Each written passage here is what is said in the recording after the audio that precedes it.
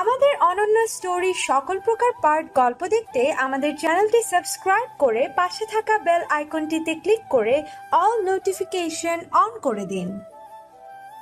আর কতক্ষণ লাগবে তোমাদের? লেট হচ্ছে, জলদি নিচে আসো। রাতের আধার গাঢ় হতে আয়োজন জমে উঠেছে। অনুষ্ঠানের 70 ভাগ মধ্যবয়স্ক আর বুড়োরা থাকলেও 30 ভাগ বোধহয় যুবক যুবতীরাও আছে।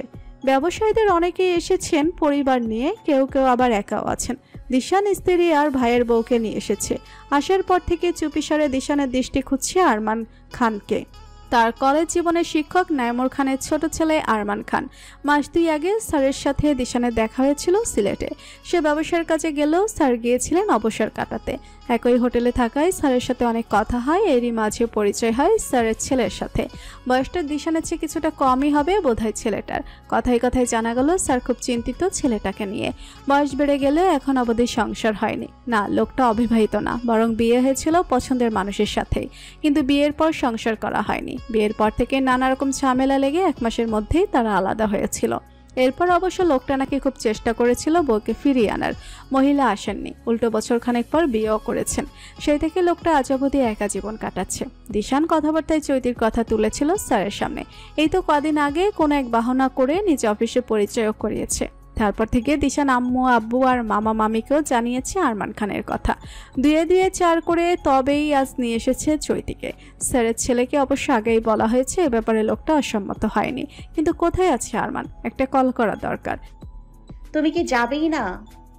নাকমুখ কুচকে আয়েশা জানতে চাইলো। তার হাতে 2টো লেবু পাতা নাকের কাছে ধরে বসে আছে সে। নওশাদ লেবু চিপে একটুখানি চিনি দিয়ে শরবত বানাচ্ছে। শরবতে মনোযোগ রেখেই জবাব দিল, কি বললে তুমি? তুমি যাবে না? আবার বলো তো।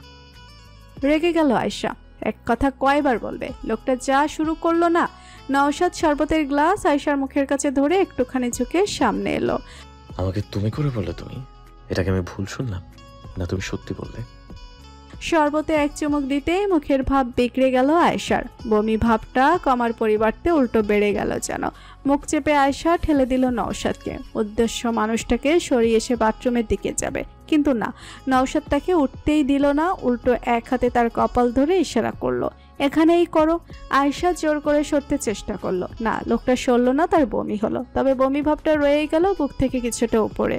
প্রেগনেন্সির শুরুতে যতটা বমি বমি ভাব হতো, মাঝের কয়েকটা মাস তেমন কিছু হয়নি। এখন শেষের দিকে এসে শরীরটা আবার কাহিল হয়ে পড়েছে ভীষণ। আয়েশার খাওয়া নিয়েও কেমন একটা বাজে অবস্থা। নওশাদের কথার জবাব দিল না। সে কবে থেকে বলে আসছিল কারো বড় হয়েছি সেই কবে। এবার তো প্রমোশনে বাবাও হবে। এখন পর্যন্ত আপনি থেকে তুমি হতে পারলাম না। এক জীবনে এত আফসোস কোথায় রাখবো? আয়েশা তাই চেষ্টা করছে ব্যক্তিগত পুরুষটার আফসোস দূর করার, অথচ ভদ্রলোক এখন মস্করা করছে। ধ্যাত, বলবেই না তুমি করে।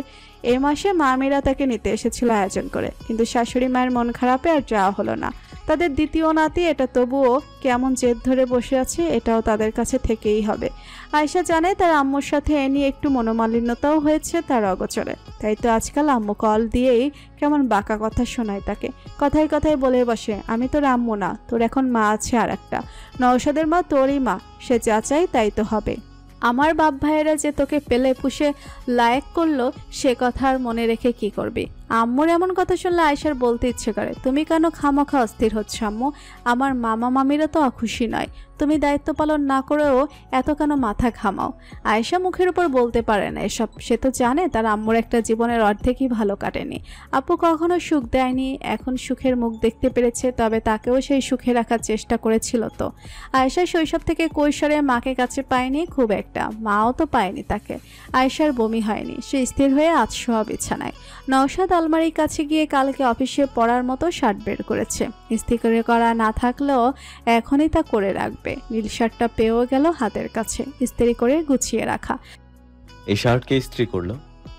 আয়েশা জবাব দেয় না। এখন আবার এটা নিয়ে না রেগে যায়। এই লোক, এই নওশাদ স্যার। দোয়েল এই স্যারটাকে আয়েশা দেখেছে ভীষণ শান্ত রূপে। সেই লোক বাবার হবার সংবাদ পাওয়ার পর থেকে কেমন বদলে গেছে। কত রাগ, কত শাসন। আয়েশা কেন রান্নাঘরে, আয়েশা কেন ঘর গোছাবে, বাব্বা যেন আর কারো বউয়ের বাচ্চাই হয় না। আয়েশা, তুমি কি আমার কথা শুনবে না? শুনবো, কাছে এসো। নওশাদের হম্বিদম্বি হাওয়ায় মিলিয়ে গেছে। দ্রুত পায়ে বউর কাছে এসে বসে পড়ল। কি ব্যাপার বলো তো? আজকে তুমি করে বলছো, কাছে রাখছো, সব তো কেমন বদলে গেছে মনে হচ্ছে। হঠাৎ মনে হলো হাতে সময় কম, আর তো মাত্র কয়েকটা দিনও। পেটের উপর হাত ফেলে বাচ্চাকে ইশারা করলো আয়েশা। নওশাদ প্রতিক্রিয়া দেখানোর আগেই আবার বলে বসলো, এ সময়ে মানুষের কত কি হয়, কেউ কেউ তো বাচ্চা জন্মের সময়ে মারাও যায়, কিন্তু তোমার একটা স্বাদ এই তুমি ডাক শোনার। আয়েশার কথা শেষ হওয়ার আগে নওশাদ উঠে চলে যেতে চায়। আয়েশা তা বুঝতে পেরে হাত চেপে ধরে বলতে থাকে, আমার কিছু হয়ে যাবে না, তার কি গ্যারান্টি? তাই আমি তোমার এইটুকু স্বাদ পূরণ করতে চাই, প্লিজ।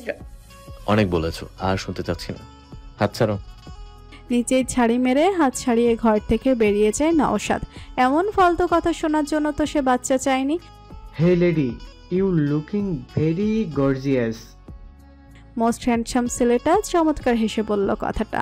চৌতিও জবাবে মিষ্টি হেসে জবাব দিল, I know even if you don't say it. Really? No doubt. Okay, I accept. হো করে হেসে উঠল পাশে থাকা প্রত্যেকে। চৈত্র আসছে খুব সামনে থাকা চমৎকার যুবকটির দুষ্টমিতে। অল্প বয়স্ক দারুণ হ্যান্ডসাম এই যুবক আরমান খানের ভাতিজা ইমতিয়াজ খান। নওশাদের সমবয়সী এই ছেলেটা ভীষণ নম্র আর কিছুটা রসিক প্রকৃতির, তাই অনুষ্ঠানে উপস্থিত প্রায় প্রত্যেকেই টের পেয়েছে। দিশান একটু আগেই আরমানকে খুঁজে পেয়ে চৈতির সাথে পরিচয় করিয়েছিল। সুযোগ বুঝে দুজনকে আলাদা কথা বলারও একটা ব্যবস্থা করলে চৈতি বলেছে কথা। দুজনের কথার পর্যায়ে ঠিক কেমন ছিল জানে দিশান, তবুও তার মনে হয়েছিল চৈতি লোকটার সাথে ভালো করে কথা বলছে। এরই মাঝে পরিচয় হয় ইমতিয়াজের সাথে। মূলত চাচার জন্য পার্টি দেখছে জেনে সে চৈতির সাথে খানিকটা ফাজলামি জুড়েছে, যেন তাদের পরিস্থিতি কিছুটা ঢিলে থাকে। চৈতিও হাসি ঠাট্টায় এনজয় করছে সবটা। রাত বাড়ছে, অনুষ্ঠানও শেষের দিকে। খাওয়ার জন্য প্রায় প্রত্যেকে নির্দিষ্ট টেবিলে বসেছিল। দিশান ঐশী যেখানে বসলো, চৈতিও সেদিকে এগোলো। ইমতিয়াজ ডাকলো, বিউটিফুল আন্টি, আজকের এই চমৎকার ডিনারে আমি আপনার সঙ্গ কামনা করছি। চৈতি হেসে ফেলে, ছেলেটার সাথে কথা বলতে ভালো লাগছে। আরমানও ডাকলো, আসুন মিসেস দিহান, আমাদের টেবিলে একটা নারীর ভীষণ কমতি। চৈতি একবার তাকায় ঐশী আর দিশানের দিকে। দিশান ইশারা করলো যা। চৈতি নিঃসংকোচে গিয়ে বসলো ইমতিয়াজদের টেবিলে। পার্স রেখে সে একবার তাকালো আশেপাশে, আবারও বসা থেকে উঠে বলল, আমি একটু চোখে মুখে পানি দিয়ে আসছি। শিওর। চৈতি পার্সটা আবারও হাতে নেয়, কিন্তু ফোনটা তার রয়ে যায় টেবিলে। খাবার সার্ভ হতে মিনিট 10 লাগবে মনে হতে আরমানও একটু উঠে দাঁড়ায়।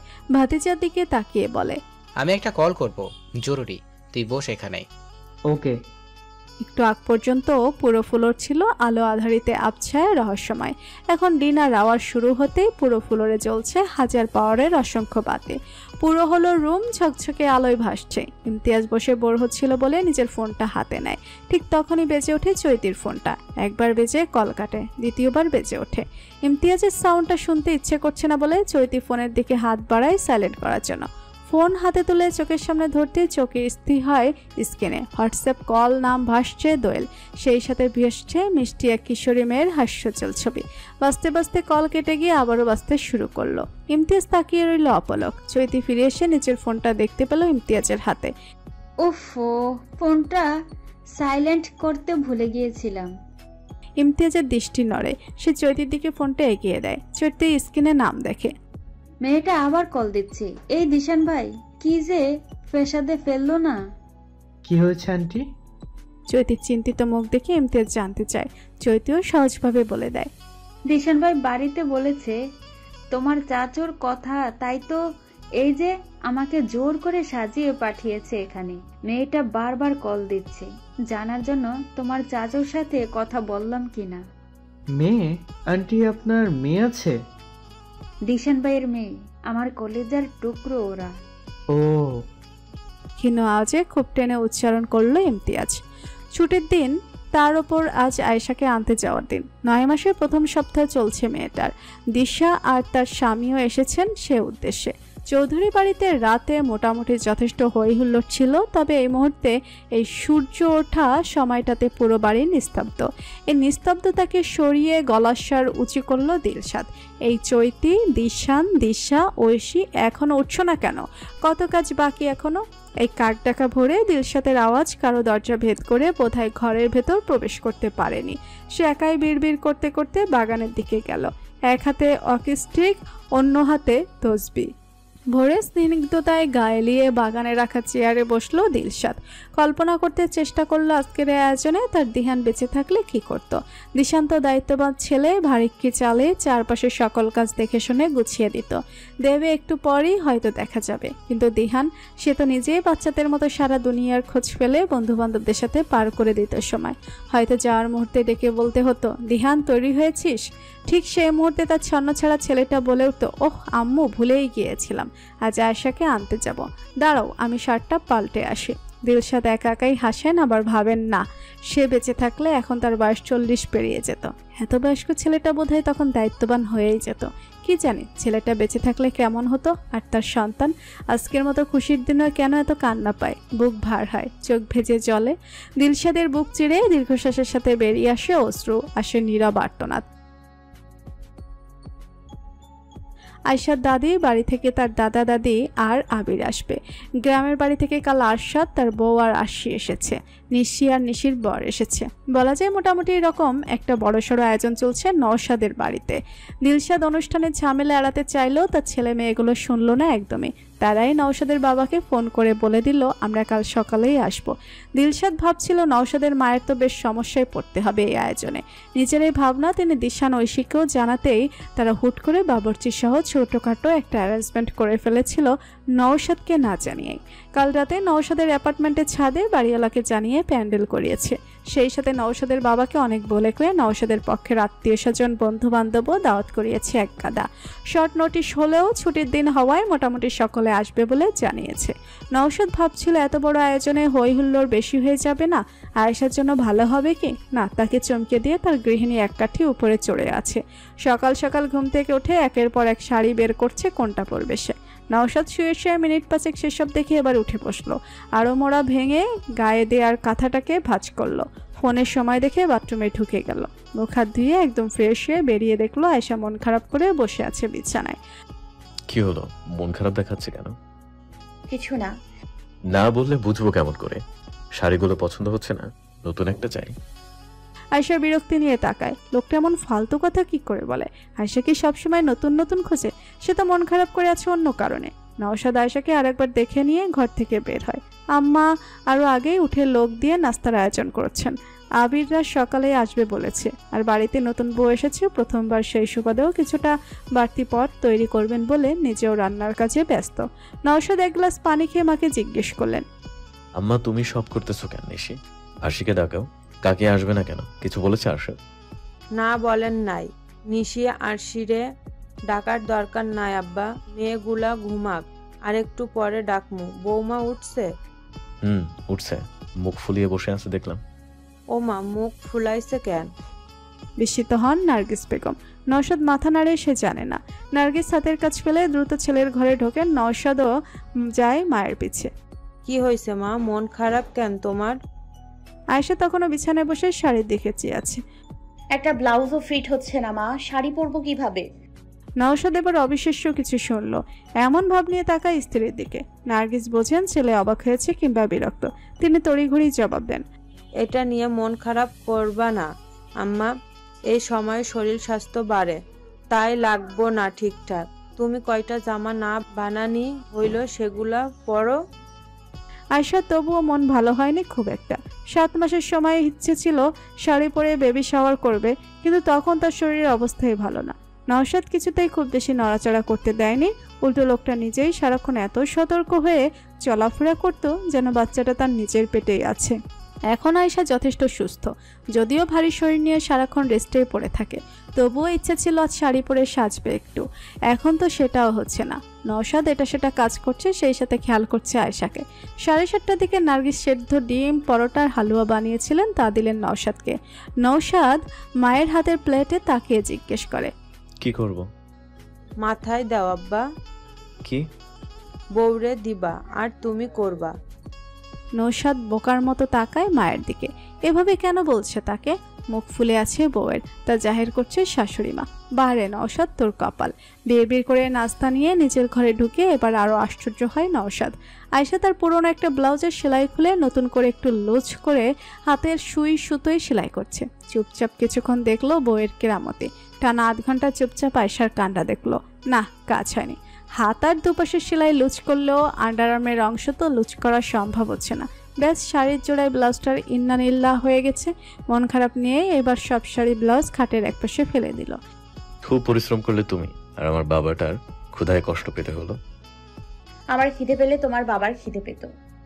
অত কথা শুনতে চাচ্ছি না, আপাতত নাস্তা শেষ করো। আয়েশা টের পেল তার খেতে পেয়েছে। প্রতিদিন 7টা নাগাদই সে কিছু না কিছু খায়। আজ এখন অবধি শুধু পানিটাই খেয়েছিল। নওশাদের আনা নাস্তা নিয়ে এবার চুপচাপ খেতে লাগলো, আর নওশাদ মনোযোগ দিয়ে দেখতে লাগলো আয়েশাকে। কি দেখছো? যেও না প্লিজ। আকুল গলায় বলে ওঠে নওশাদ। তার একটুও ভালো লাগছে না আয়েশাকে এ বাড়ি পাঠাতে। রোজ সকালে ঘুম থেকে উঠেছে, মুখটা দেখে স্বস্তি মিলে কাল থেকে তা দেখবে না। আবার অফিস থেকে ফিরেও কি এ ঘটাতে ঢুকতে ইচ্ছে করবে? মন মানে না একটুও। আয়েশার খাওয়া থেমে গেছে। হুট করে তারও মন অস্থির হয়ে উঠল। প্রায় 1.5 বছরের সংসার তার। এই 1.5 বছরে এই মানুষটা তার জীবনের সবটাতে জুড়ে গেছে।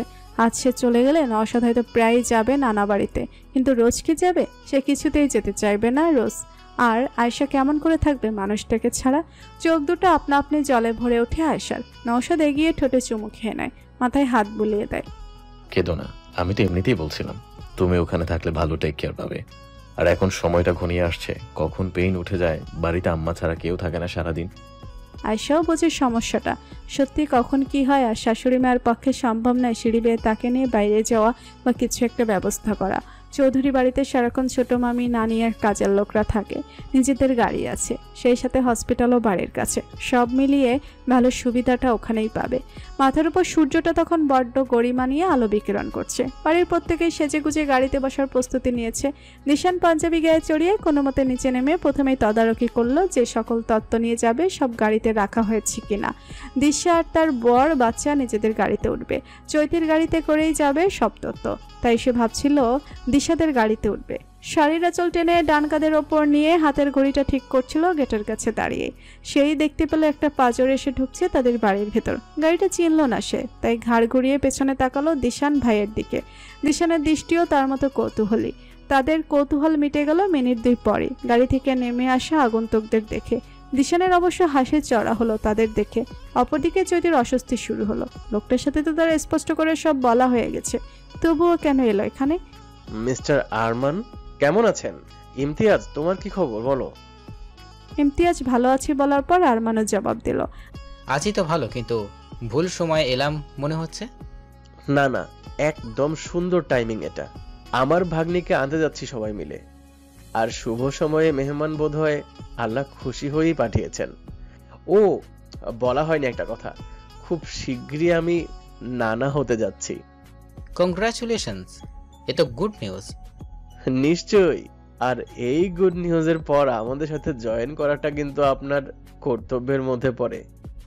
আরমান বিব্রত হচ্ছে না জানিয়ে আসার জন্য। এদিকে দিশান ব্যাপারটাকে ভীষণ নর্মালাইজ করে একদম রাজি করিয়ে ফেললো আরমানকে তাদের সঙ্গে যাওয়ার জন্য। দিশা আবদার করলো আর মেয়ের মায়ের ইনভাইট পেয়ে রাজি হতেই হলো। ইমতিয়াজ অবশ্য মনে মনে বোধহয় এমন কিছু চাচ্ছিল। এরই মাঝে বাকিরাও সবাই উপস্থিত হয়েছে গাড়ির কাছে। ভেতরে রয়ে গেছে দোয়েল, তার এখনো তৈরি হওয়া হয়নি বলে। দিশান সবাইকে বসিয়ে দোয়েলকে ডাকলো, মামুনি বের হও, লেট হচ্ছে তো মা। দোয়েল এলো অর্ণা ঠিক করতে করতে। সে এসে পাপার পাশে দাঁড়াতে গাড়িটা খেয়াল করলো, আর গাড়ির ভেতর থেকে তাকে খেয়াল করলো ব্রাউন দুটো চোখ। সেই চোখ জোড়ায় যেন ভাসছিল হাসি। দোয়েল পাপাকে জিজ্ঞেস করলো, পাপা এই গাড়িটা কার? এক আঙ্কেলের। ওখানে পৌঁছেই পরিচয় করিয়ে দেব। মামুনি এখন দাদুর গাড়িতে ওঠো। আমি তো তোমার সাথে যেতে চাইলাম পাপা। মন খারাপ করে বলে উঠলো দোয়েল। দিশান মেয়ের মাথায় হাত রাখলো, মামুনি আমি তো তোমার আঙ্কেলের গাড়িতে করে যাব। আসার সময় আমরা একসাথে আসব, কেমন? আরমান খান শুনছিল বাপ মেয়ের কথা। সে ডেকে উঠল, দিশান ভাই, মামনিকে নিয়ে আসেন আমাদের সাথেই, এখানে তো জায়গা আছেই। দিশান তাই করলো। দোয়েলকে নিয়ে উঠলো আরমানের গাড়িতে। পেছনের সিটে বসলো বাবা মা, সামনে আছে ইমতিয়াজরা, চাচা ভাতিজা। গাড়িতে বসার মিনিট কয়েক পরেই দোয়েলের মনে হলো কেউ তাকে দেখছে গভীর দৃষ্টিতে। হঠাৎ চোখ যায় সামনে আঙ্কেলের পাশে বসা লোকটার দিকে। ফ্রন্ট মিররে স্পষ্ট দেখা যাচ্ছে লোকটার দুটো চোখ, যা তাকেই দেখে যাচ্ছে নিষ্পলক। বাইরের গরম আবহাওয়া যেন আচমকাই দোয়েলের গা জ্বালিয়ে দিচ্ছে। প্রচন্ড গরমে ভেতরে ভেতরে হাঁসফাঁস করতে লাগলো সে। নজর সরিয়ে পাপার দিকে তাকালো। না, পাপা এসব খেয়াল করছে না, বরং আঙ্কেলটার সাথে খুব কথা বলছে, তাও বড় আম্মুকে নিয়ে। পুরো রাস্তা অস্বস্তিকর গাঢ় হয়ে রইল দোয়েল। নওশাদদের অ্যাপার্টমেন্টের সামনে এসে গাড়ি থামতেই তড়িঘড়ি করে গাড়ি থেকে নেমে যায় দোয়েল। দিশান সতর্ক করে, আস্তে আস্তে নামো মা। দোয়েলের সেদিকে খেয়াল নেই। আজব একটা লোক তাকে পুরো রাস্তা কেমন করে দেখতে থাকলো, আর সে অস্বস্তিতে জড়ো। দ্রুত পায়ে উপরে গিয়ে নওশাদদের ফ্ল্যাটের দরজা খোলাই পেল। আম্মু, বড় আম্মুরা সবাই এসে গল্প করতে বসেও পড়েছে। দোয়েলে তখন গা কেমন শিউরে ছিল। সে ভাবলো একদম আপুর রুমে গিয়ে বসবে, তাই আর এদিক সেদিক না বসে পর্দা সরিয়ে আপুর রুমে ঢুকে গেল। ঢুকতে মনে হলো সে আবারও অস্বস্তিময় এক পরিবেশে পড়ে গেল। স্যার রুমেই আছেন, বরং তিনি আপুর শাড়ি ব্লাউজ হাতে কি যেন বলছিলেন আপুকে। কখন এলি দোয়েল?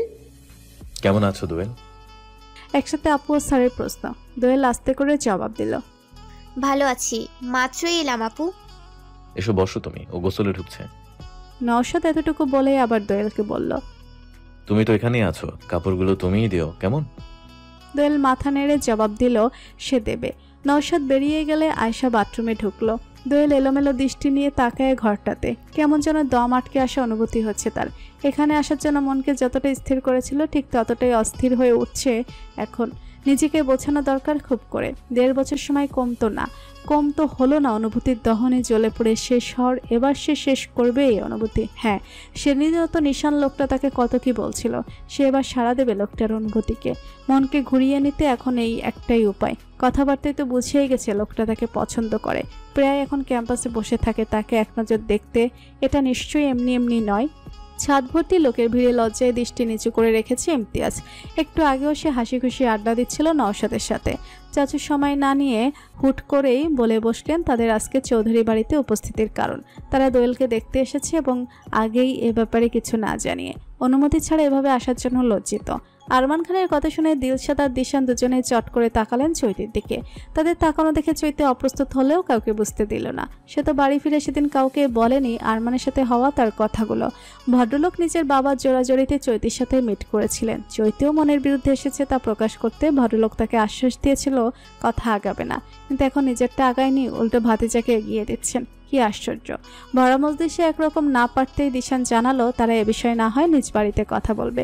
আরমান মাথা জাগায়, হ্যাঁ তাই হবে। কথা এতটুকুতে থামলেও ইমতিয়াজের কেন জানি লজ্জা লজ্জা লাগছে। অন্যদিকে দোয়েলের দাদা দাদি দুজনেই গভীর দৃষ্টিতে দেখছেন নওশাদের পাশে দাঁড়ানো ইমতিয়াজকে।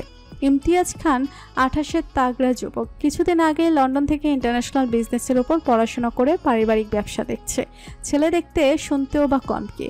আয়শার গোসল শেষ, সে চুপচাপ একটা চওড়া গাউন পরে নিল। দোয়েল দুপা তুলে খাটে বসে আছে আর দেখছে আপুকে।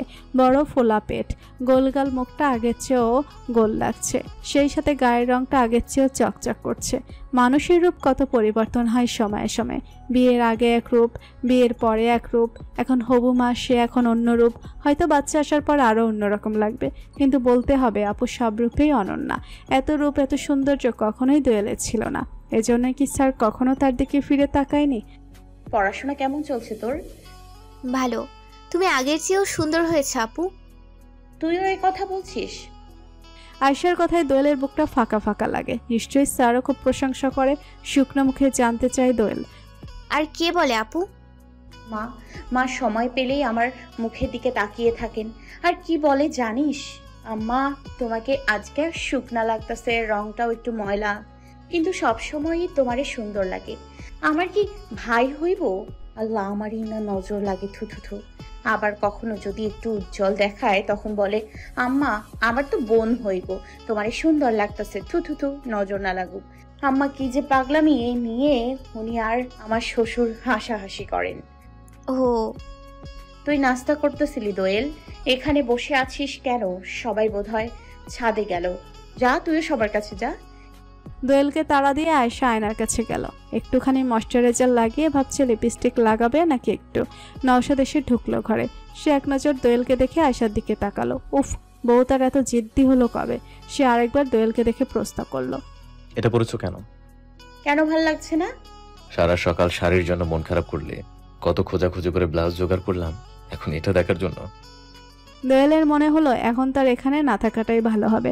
আপু আর স্যার নিজেদের কোনো ব্যাপারে কথা বলবে, সেখানে তার উপস্থিতি বাজে দেখায়। সংকোচ নিয়ে সে বিছানা ছাড়তে নওশাদ তাকালো। তুমি যাচ্ছ কেন দোয়েল? আমরা ঝগড়া করবো না তো? তোমার আপু কথা শুনছে না বলে একটু রাগ ঝাড়ছি। নওশাদের বলার ভঙ্গি দেখে হাসলো দোয়েল। কত মিষ্টি তাদের ঝগড়া, কিন্তু তার তো হিংসে ভরা চোখ। এ চোখ কারো মিষ্টি মুহূর্ত দেখাও বোধহয় বিপজ্জনক। সে ক্ষীণ আওয়াজে বলল, আম্মুর কাছে যাচ্ছি আমি। দোয়েল বেরিয়ে গেছে ঘর ছেড়ে। আপাতত এই রুমে অন্য কেউ আসবে না বলেই ভাবলো নওশাদ। দ্রুত হাতে দরজা বন্ধ করে সকালে আনা শাড়ি ব্লাউজ এনে দাঁড়ালো আয়েশার সামনে। নিজেই পড়বে না আমি পড়াবো? নওশাদের কথায় দুষ্টমি আয়েশা পাত্তা দিল না। নওশাদকে নাছরবান্দা সে জোর করে আয়েশাকে নিজের সামনে দাঁড় করালো। নিজ হাতে জামার চেন খুলতে হাত বাড়াতে আয়েশা বলল, ছাড়ো, আমি পড়তে পারি। আয়েশা জামা পাল্টে ব্লাউজ পেটিকোট পরতে নওশাদ এবার এগিয়ে এসে সাহায্য করলো শাড়ি পরতে। স্থূল শরীরে কুচি তুলে শাড়ি পরা বা হাঁটা চলা মুশকিল হবে ভেবে শাড়িটাকে আট পরে ভাবে পেঁচিয়ে পড়লো আয়েশা। দুটো প্যাচ আর এপাশ ওপাশ ঘুরিয়ে আঁচল টানা অনেকটা গ্রাম্য বধূদের মতো। এতে করে পেটটাও সুন্দরভাবে ঢেকে গেছে আয়েশার, তবুও বেশ লাগছে দেখতে। নওশাদ তাকিয়ে থাকে তার রুদ্রাণীর দিকে। মনে পড়ে যে প্রথম দেখা সে রোদেলা বেলায় সোনা রঙে মোড়া রুদ্রাণী।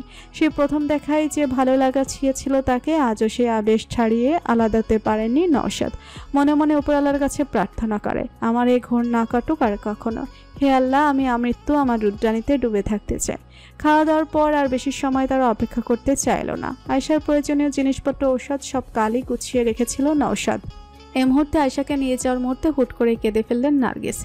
যে সে কান্না নয়, একেবারে হাওমাও করে কাঁদছেন। আয়েশা প্রথমে স্বাভাবিক থাকলেও শাশুড়ি মায়ের কান্নায় সেও কান্না শুরু করলো। মেহমানদের প্রত্যেকেই কেমন আবেগ নিয়ে দেখছে তাদের। আয়েশা কাঁদতে কাঁদতে শ্বশুরকে খুঁজলো। নিজের বাবার সাথে তার কাছাকাছি থাকার সময়টা খুবই কম। ছোটবেলা থেকে আব্বু তাকে একটা দিন কাছে রাখেনি, আদর করে কখনোই ডেকে ওঠেনি। যতটুকুই আহ্লাদ পেয়েছিল তার বিয়ের পর থেকে, কিন্তু শ্বশুর মানুষটা তাকে নিজের মেয়ের মতো স্নেহে রেখেছেন সেই বিয়ের পর থেকেই। হিসেব করলে বোধহয় নিজ বাবার চেয়েও শ্বশুর বাবার আহ্লাদের পাল্লা ভারী হবে। চারপাশে চোখ বোলাতে আয়েশা দেখতে পেল ছলো ছলো চোখে তাকেই দেখছেন বাবা নিজের ঘরের দরজায় দাঁড়িয়ে। আয়েশা শাশুড়িকে ছেড়ে এবার শ্বশুরের কাছে এগিয়ে যেতেই ভদ্রলোক তার মাথায় হাত রাখলো। আটকে রাখা চোখের জলে এবার গড়িয়ে পড়ছে, তা দেখে আয়েশার কান্নাও বেড়ে গেল। বসার ঘরে উপস্থিত সকলেই অবাক চোখে দেখছে এমন আনন্দঘন মুহূর্তটুকু, আর দেখছিল আবির বড্ড ফ্যাকাশে দৃষ্টি নিয়ে। মনের ভিতর কেমন পাপবোধ জেগে উঠল। নিজের চারিত্রিক ত্রুটি, স্বভাবগত অন্যায়গুলোর জন্য কখনো নিজ কন্যার এতটা কাছের হতে পারেনি, অথচ ওই লোকটা তার মেয়ের কত কাছের। বুক জ্বলে গেল আবিরের। দূর থেকে দাঁড়িয়ে দিশাও দেখলো পুরো দৃশ্য। সে নিজেও তো পারেনি মেয়ের আত্মার আত্মীয় হয়ে উঠতে, এখন দেখছে তার মেয়ের কত কত আপনজন আছে এখানে। কিছুদিন আগ পর্যন্ত মনে ক্ষোভ ছিল চৈতির প্রতি, তার মেয়েটাকে এমন মধ্যবিত্ত ছাপোষা সংসারে বিয়ে দেওয়ার জন্য। আজ সব ক্ষোভ ধুয়ে মুছে গেছে নওশাদের বাবা মায়ের সাথে নিজের মেয়ের এতটা ভালোবাসা দেখে। সিঁড়ি বেয়ে নামাটা আয়েশার জন্য কষ্টকর। বড় আজ ছোট মামির হাত ধরে কয়েক সিঁড়ি এগোতেই সে হাঁপাতে লাগলো। নওশাদ আগেই তার ব্যাগপত্র নিয়ে নিচে নেমেছিল। এবার ফিরে আয়েশাকে জোরে শ্বাস ফেলতে দেখে দ্রুত এগিয়ে এলো। কেউ কিছু বোঝার আগে আয়েশাকে পাজে কোলে তুলে ধীরে ধীরে সিঁড়ি বেয়ে নিচে নেমে গেল।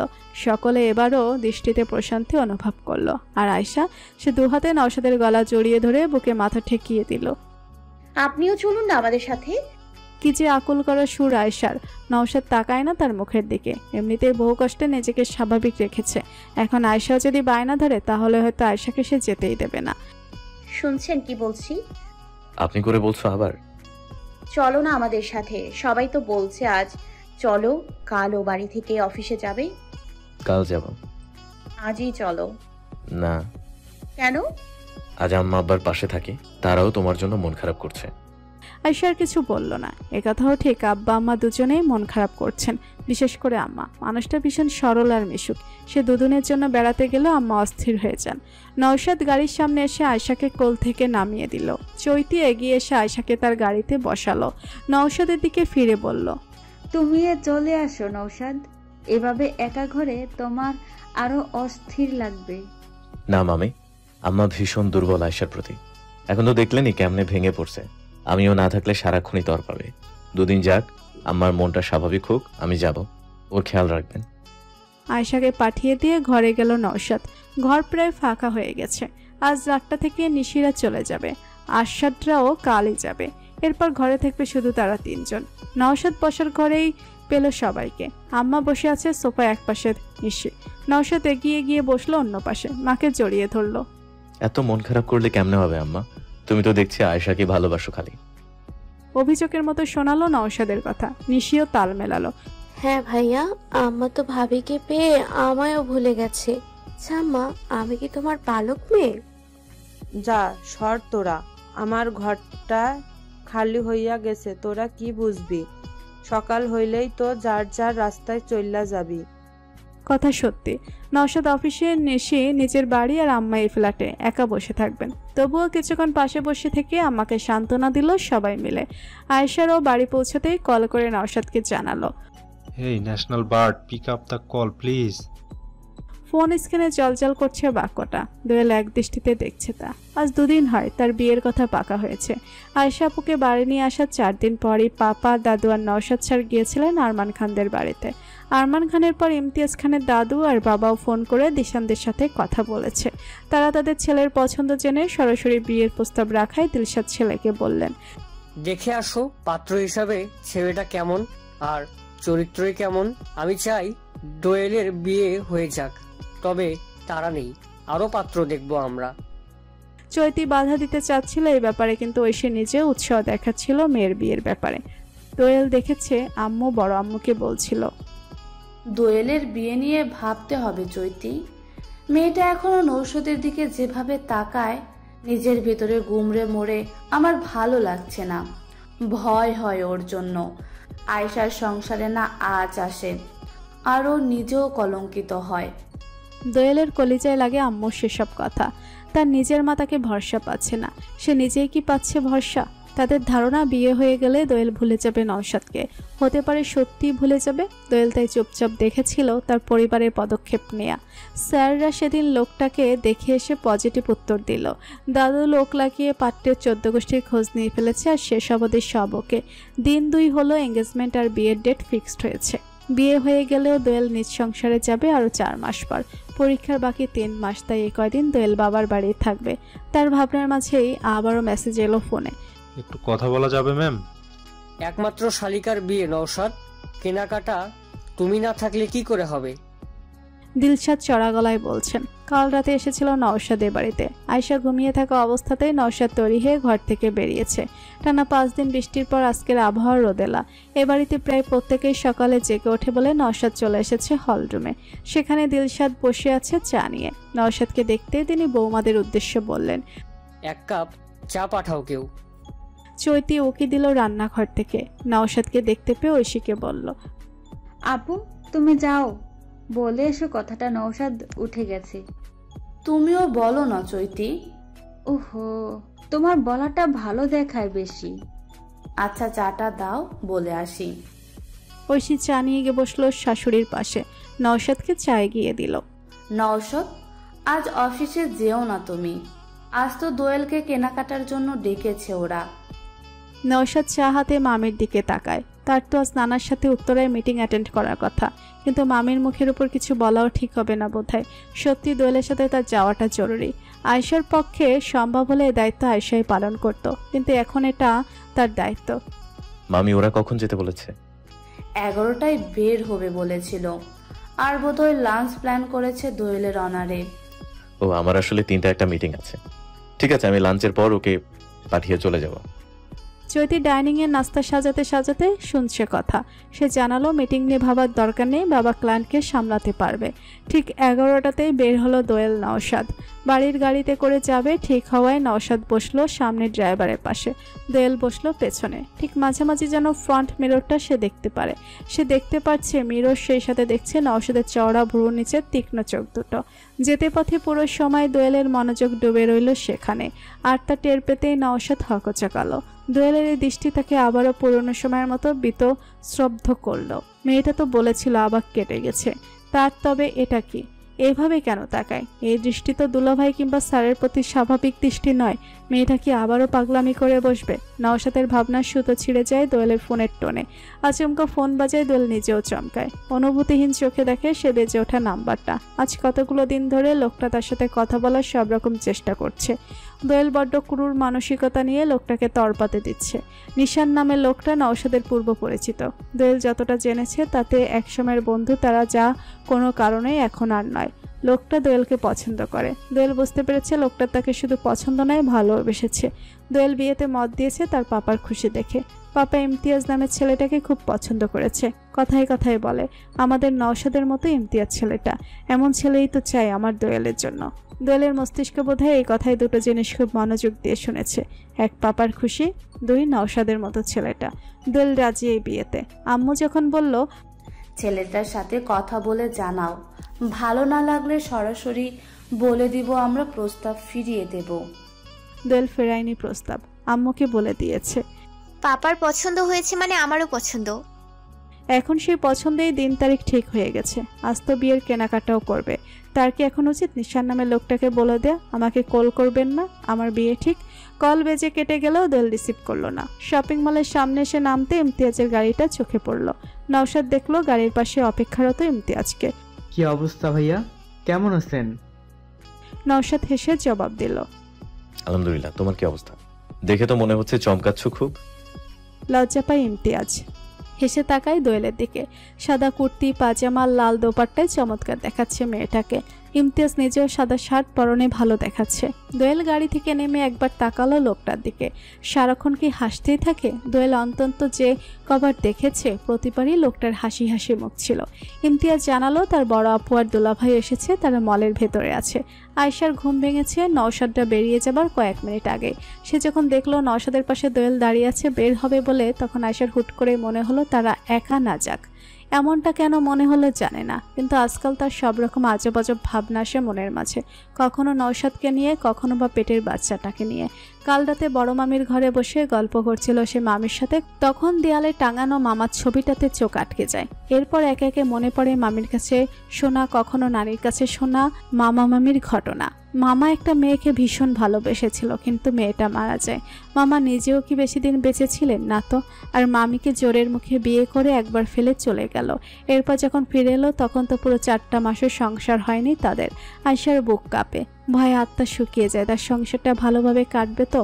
নওশাদের সাথে বুড়ো হতে পারবে তো সে? নাকি পেটেরটা দুনিয়ায় আসার সময় সে চলে যাবে? তারপর সে যদি বেঁচেই না থাকে, নওশাদ কি আবার বিয়ে করবে? কাকে বিয়ে করবে নওশাদ? আর বাচ্চাটা, তার বাচ্চাটার কি হবে?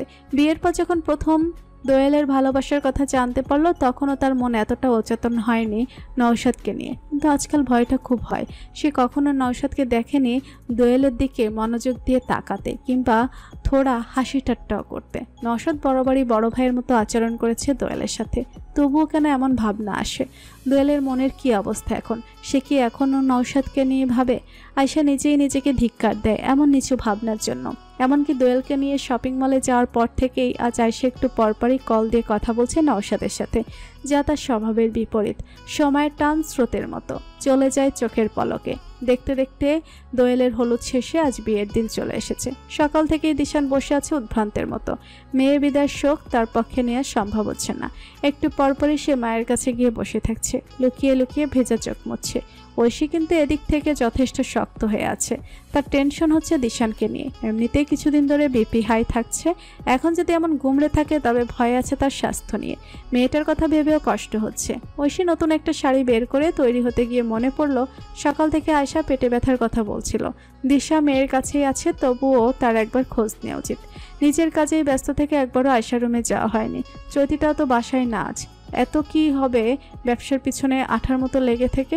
আজকে বাড়ির মেয়ের বিয়ে, আজও কেন মানতে হবে ক্লায়েন্টের কথা? সে ভোরে উঠে রওনা হয়েছে গাজীপুরে। ভাগ্যিস নওশাদকে পাঠিয়েছে সঙ্গে। ঐশী আর তৈরি হতে গেল না। মোয়া এসেছে দোয়েলকে সাজাতে। ঐশীর নিচতলায় গেল আয়শার কাছে। পুরো বাড়িতে আত্মীয় স্বজন আর কাজের লোকের ভিড় লেগে আছে। এত বড় বাড়িটাও আজ ছোট মনে হচ্ছে একরকম। এক পলক মেয়ের সাজ দেখে ঐশী গেল উত্তর দিকের কোণার ঘরে।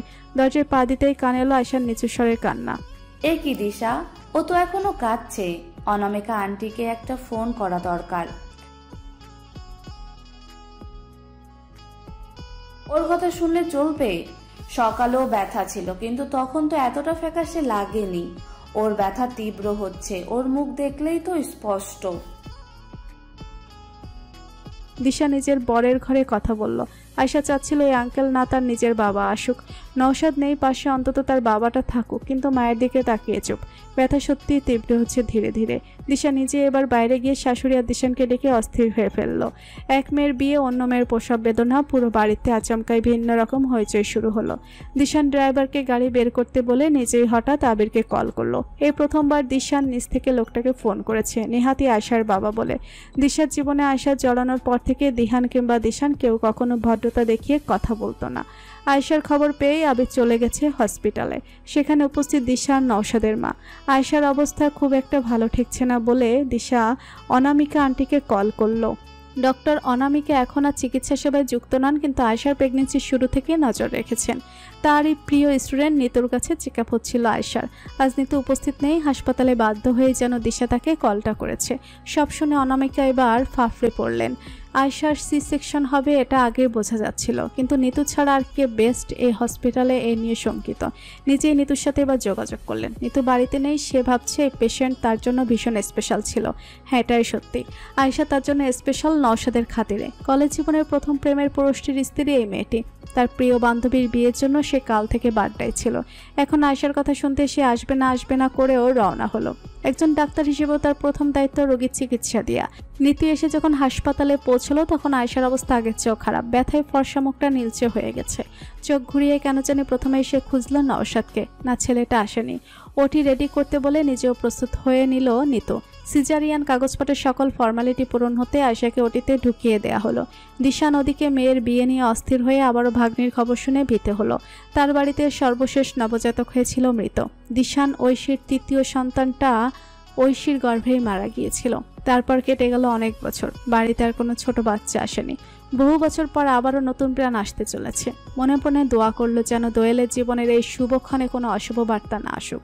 সময় হয়ে যাচ্ছে বরযাত্রীর আসার। এদিকে চৈতি নওশাদ এখনো ফিরতে পারেনি জ্যামে পড়ে। নওশাদকে কেউ কল করে জানায়নি পর্যন্ত আয়শার কথা। তাকে কি একবার বলা উচিত?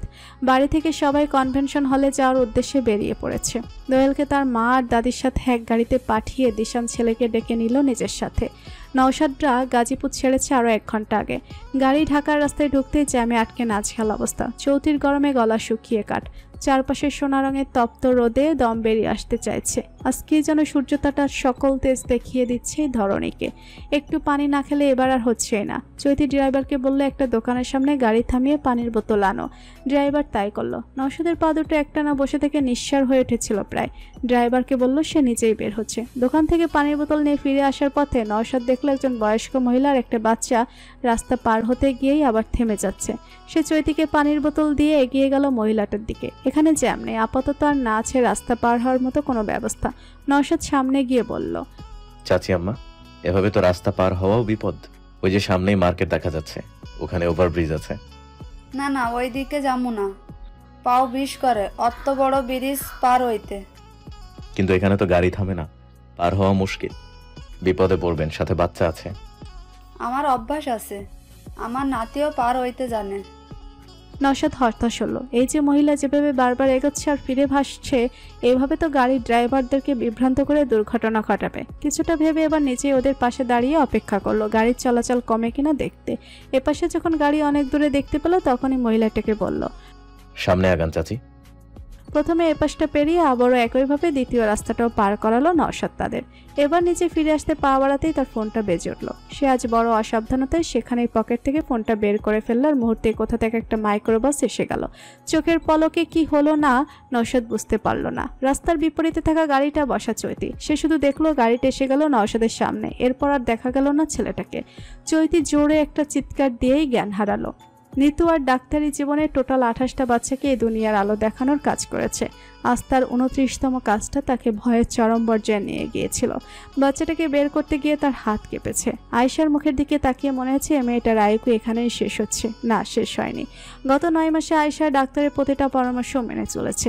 সেই সাথে প্রতিনিয়ত ওপরওয়ালার কাছে যত প্রার্থনা করেছিল তা পূরণ হয়েছে। বাচ্চাটা সম্পূর্ণ সুস্থ হয়ে ধরা এসেছে। আয়শার অবস্থা একেবারে মন্দ নয়, তবে তাকে টানা 24 ঘন্টায় রাখা হবে অবজারভেশনে। বাচ্চাটাকে দেয়া হয়েছে তার দাদির কোলে। নার্গিস দেখলেন পুতুলের মতো একটা সাদা কাপড়ে জড়ানো ছোট্ট দেহ। তার নওশাদের সন্তান, তার আদরের ছেলের সন্তান। বাচ্চাটাকে কোলে নিয়েই কেঁদে ফেললেন নার্গিস। আয়শার জন্য বরাদ্দ কেবিনটায় বসে আছে আবির রুগ্ন মুখে। তার ৪৯ বছর বয়সী জীবনে সে কখনো কিছুর জন্য আতঙ্কিত হয়েছে বলে মনে পড়ছে না, কিন্তু আজ হচ্ছে। সাহস করে দাঁড়াতে পারেনি অপারেশন থিয়েটারের সামনে। এই জীবনে তার চোখে জল ঠিক কবার এসেছিল জানা নেই। এতকাল তো নিজেকে কঠোর আর শয়তান রূপে মানুষই মনে করত। আজ হঠাৎ করে এই শয়তান দেহে ভয় ঢুকলো কেমন করে?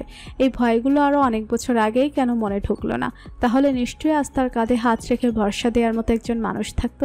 তাকে কেউ আশ্বাস দিত তার মেয়েটির কিচ্ছু হবে না বলে, সব ভালো হবে, সবটা ভালো হবে। সত্যিই আবির আজ ভীত। এদিকে তার একমাত্র কন্যাটির সন্তান, যে দুনিয়ার আলো দেখেছে, সে খবরটা এখনও কানে পৌঁছায়নি। সেই বাচ্চাটাকে নিয়ে একরকম টানাটানি চলছে তিনজনের মাঝে। নার্গিস হাতে নিয়েই এক দফা কাঁদলেন। তা দেখে দিশা কোনো রকম জোর করেই নিজের কোলে নিল। তা দেখে আবার নওশাদের বাবার মন ভার। মিনিট দুয়েক তাকিয়ে থেকে তিনি এবার বলেই ফেললেন, আজান দিতে হইব, বাচ্চারে আমার কাছে দিলে ভালো হইতো। কতটুকু শেষ করে তিনি হাত বাড়িয়ে ফেললেন। অগত্যা না চাইতেও দিশা বাচ্চাকে দাদের কোলে দিল। অনেকটা সময় পর হঠাৎ দিশার মনে পড়ল এখানে আবিরও উপস্থিত ছিল। সে কোথায় গেল? তাকে কি জানানো দরকার সে নানা হয়ে গেছে? দিশার কাছে আবিরের নাম্বারটা নেই, কিন্তু আয়শার ফোন কাছেই আছে। কিছুটা ইতস্তত করে নওশাদের বাবাকে বলল, ভাই, আয়েশার বাবাকে একটু জানিয়ে দেওয়া দরকার না? উনি বোধহয় নিচেই গিয়েছেন।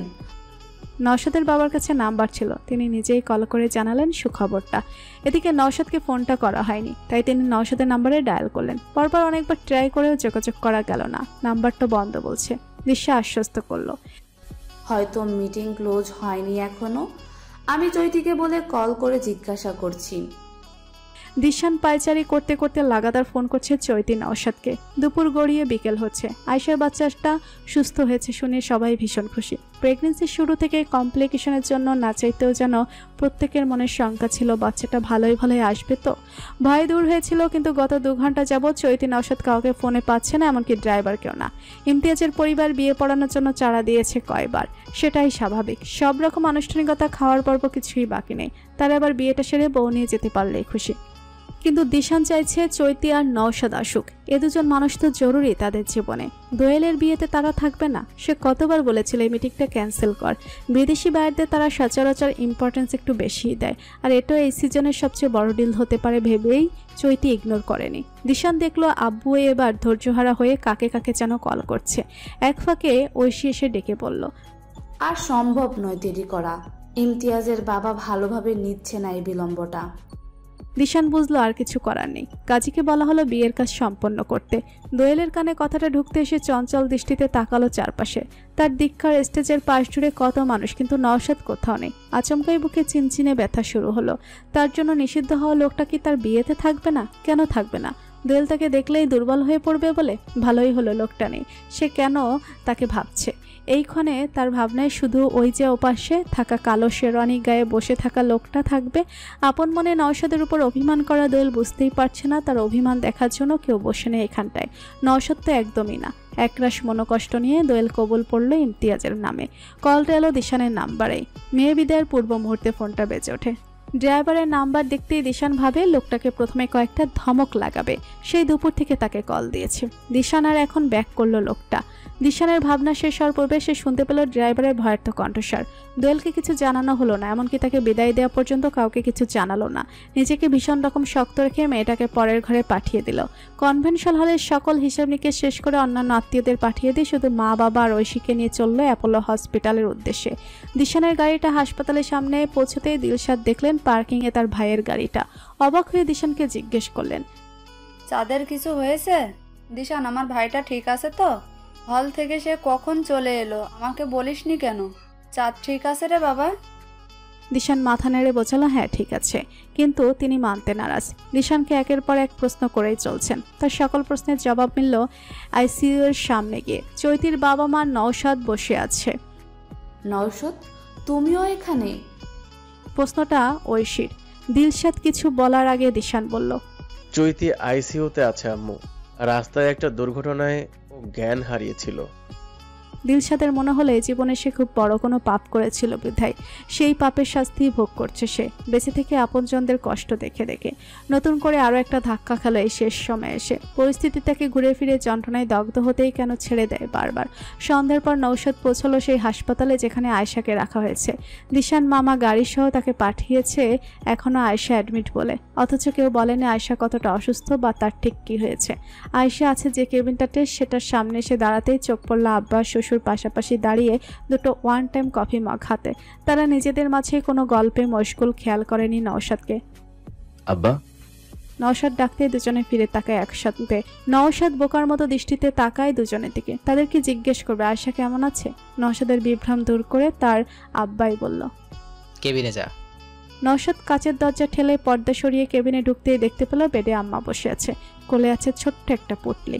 নওশাদ দেখল সেই পুটলিতে ছোট ছোট দুটো হাত, গোল একটা মুখ দেখা যাচ্ছে। পাশেই কালো সোফাটাতে বসা শাশুড়ি আম্মা।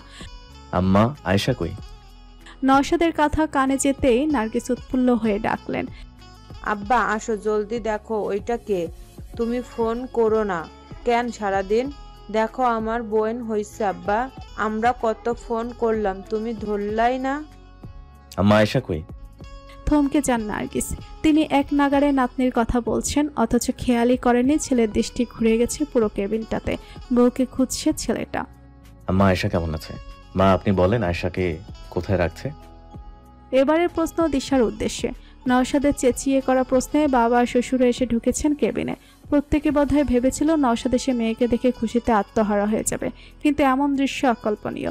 তবে এমন দৃশ্য আয়েশার জন্মদাতার জন্মদাত্রীর অন্তরকে ভীষণ প্রশান্তিতে ভরে দিয়েছে। এটা সত্যিই বাবা মায়ের জন্য সুখকর। নওশাদ তাদের মেয়ের জন্য কতটা উদ্বিগ্ন। তাদের মেয়েকে সর্বোচ্চ ভালোবাসার মতো একজন মানুষ আছে জেনে তারা স্বর্গসুখ পেয়েছে যেন। আবেদ ছেলেটার তর্পানো দেখে জবাব দিল নিজেই, আশার জ্ঞান ফিরেছে একটু আগেই, সে এখন ভালো আছে, আর নার্স জানিয়ে দিয়েছে কিছুক্ষণের মধ্যেই নাকি এখানে দেবে। এতক্ষণ কোথায় ছিল? তুমি স্থির হও। আয়শার অবস্থা প্রথমে স্টেবল ছিল না, এখন আলহামদুলিল্লাহ ভালো আছে। তোমাকে এমন লাগছে কেন? নওশাদের এবার মনে পড়লো দিশাকে বলা দরকার মামির কথাটা। সে নিজের মেয়ের দিকে তাকিয়েও কোলে নিতে হাত বাড়ালো না, বরং সবার দিকে তাকিয়ে বলল, একটা অ্যাক্সিডেন্ট হয়েছিল আজ। অ্যাক্সিডেন্ট শব্দটা শুনে নার্গিস আটকে ওঠেন। নওশাদ আম্মাকে পাশ থেকে ধরে বসে বেডে মেয়ের দিকে তাকায় এক পলক, পরপর দীর্ঘশ্বাস ফেলে শাশুড়ির দিকে তাকিয়ে বলতে শুরু করে, আজ আমি একজন বৃদ্ধাকে রাস্তা পার করে আবার ফেরার সময় হঠাৎ একটা গাড়ি চলে আসে সামনে। আমার কানে ফোন ছিল, অসাবধানতায় হয়তো পা বাড়িয়েছিলাম। আমার না ঠিক খেয়াল নেই সে সময় আমি অমনভাবে কেন রাস্তা পার হচ্ছিলাম। অন্তত পূর্বে কখনো এমনটা করেছি বলে আমার মনে পড়ে না। আমি রাস্তার ওপাশ থেকে এপাশে আসার সময় যখন গাড়িটা সামনে এলো তখন আমি ধাক্কা লাগার আগেই পেছনে ছিটকে গেছি। আমার ফোনটাও তৎক্ষণাৎ পড়ে ভেঙে যায়। আর এই সম্পূর্ণ দৃশ্যটা বরং আমি রাস্তার ওপাশে গাড়িতে থেকেই দেখতে পেয়ে জ্ঞান হারান সেখানে। আমি ভেবেছিলাম হয়তো প্যানিক অ্যাটাক এসেছে, কিন্তু নওশাদ থেমে যায়। আবির চমকে তাকায় দিশার দিকে। সে জানে চৈতির অতীত, সে জানে চৈতি তার সব ভাই বোন, ফুফুয়া ফুফুর কত আদরের। তার বুঝতে সময় লাগে না দিশা এখন ঠিক কতটা পাগলামি করতে পারে। আবির বলে বসে, রিল্যাক্স দিশা, চৈতি নিশ্চয়ই সুস্থ হয়ে যাবে। অস্থির হয়ে গেলে তার কাছে পৌঁছাতে পারবে না। দিশার কানে সেসব ঢুকলো না বোধহয়। সে কান্না শুরু করেছে। এদিক ওদিক খুঁজে নিজের পার্স হাতড়ে নওশাদকে বলল, আমাকে একটু দিয়ে এসো নৌশদ, আমাকে একটু নিয়ে যাও প্লিজ। নওশাদ হতাশ দৃষ্টিতে অবাক হয়ে তাকায় শাশুড়ির দিকে। ওখানে নানি শ্বশুরি, চাঁদ, নানা, সুইটি। নানির অবস্থা দেখেও বুঝলো মামির অবস্থা ভালো কিছু নয়, কিংবা পূর্ব অসুস্থতার কোনো রেকর্ড আছে যা ভয়ঙ্কর। আবির জানে নওশাদ এখন আয়েশাকে দেখতে অস্থির হয়ে আছে, সে যাবে না। কিন্তু আবির নিজেও দিশাকে নিয়ে যাবে, ব্যাপারটা ভালো দেখাবে না। অতঃপর বাধ্য হয়ে অনেকটা সে নিজের গাড়িতে বসতে বলল দিশাকে। দিশা পেছনে বসলে আবির ড্রাইভারের পাশে বসলো। পুরো রাস্তা দিশার কান্না থামলো না। আবির আজ সংকোচ ছাড়িয়ে সহজভাবে দিশাকে কিছুক্ষণ সান্ত্বনা দেওয়ার চেষ্টা করলো। দিশার মন সান্ত্বনা নিল না, শুধু ভাবতে থাকলো চৈতিটার জীবন কেন এমন কাটছে। বয়সটা কত পার হলো, অথচ মেয়েটা সুখে দেখার পেল না কখনো।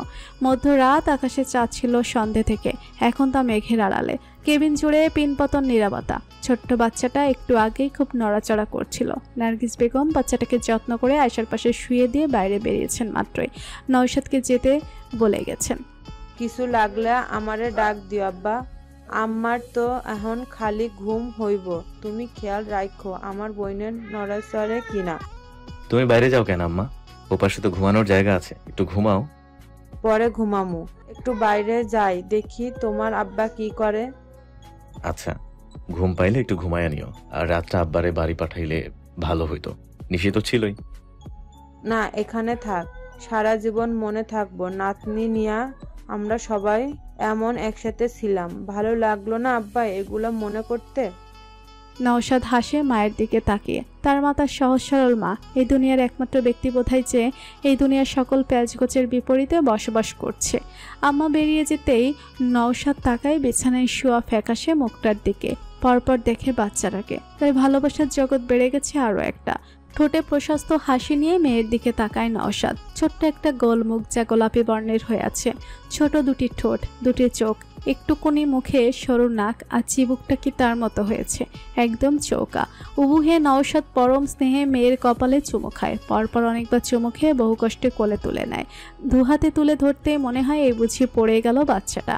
ভয়ে ভয়ে মেয়েকে আবার শুয়ে দেয় মায়ের পাশে। পড়ে গেলে সারে সর্বনাশ, তার চেয়ে বরং শুয়ে রেখেই দেখা ভালো। বাবুকে শুয়ে নওশাদ এবার চুমু খায় আয়শার ফ্যাকাশে মুখটাতে। বিড়বিড় করে বলে ওঠে, আল্লাহ তাআলাকে লাখো শুকরিয়া, আমার রুদ্রাণী, আমার হৃদয়ের রানী।